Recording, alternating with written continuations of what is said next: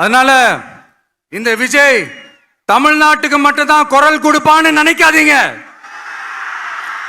அப்படி பண்ணாத தவறு புதுச்சேரி மக்களுக்கும் சேர்த்து தான் குரல் கொடுப்பான். அது என்னுடைய கடமையும் கூட. அதனாலதான் இங்க நீங்க ஃபேஸ் பண்ற பிரச்சனைகளை பத்தி இன்னைக்கு நான் பேசுறதுக்காக வந்திருக்கிறேன். அது மட்டும் இல்ல, இந்த புதுச்சேரி கவர்மெண்ட்டை பத்தி நாம சொல்லியே ஆகணும். இது டெஃபினட்டா தமிழ்நாட்டில் இருக்கிற மாதிரி நம்ம திமுக கவர்மெண்ட் மாதிரி கிடையவே கிடையாது.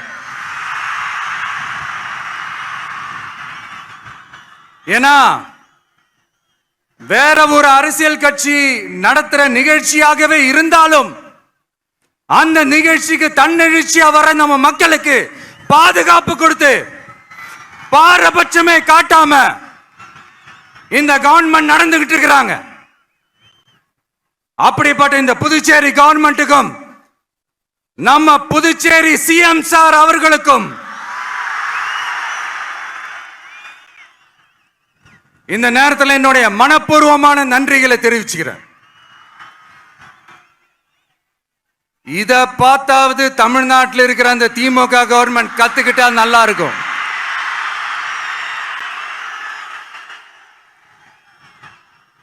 ஆனா அவங்க கத்துக்க மாட்டாங்க. பரவாயில்ல, வரப்போற எலெக்ஷன்ல 100% கத்துக்குவாங்க.